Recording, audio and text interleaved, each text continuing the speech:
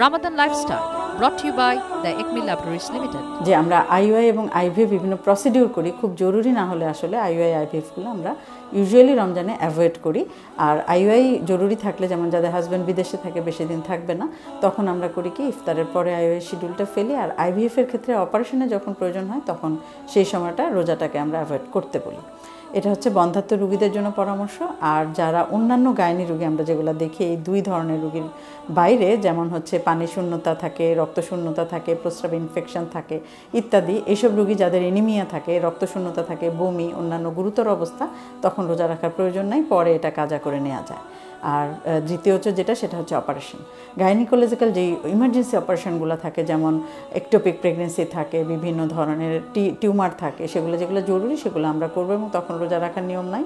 আর যখন হচ্ছে elective operation, যেটা আমরা কিছুদিন পরে করলে হয়, ওষুধের মাধ্যমে একটু শিডিউলটা পিছিয়ে দিতে পারি, ওই ইলেকটিভ অপারেশনগুলো আমরা রমজানে সাধারণত করি না। ইলেকটিভ অপারেশনগুলো আমরা করে থাকি আসলে হচ্ছে ঈদের পরে বা রমজান যখন শেষ হয়ে যায় তখন।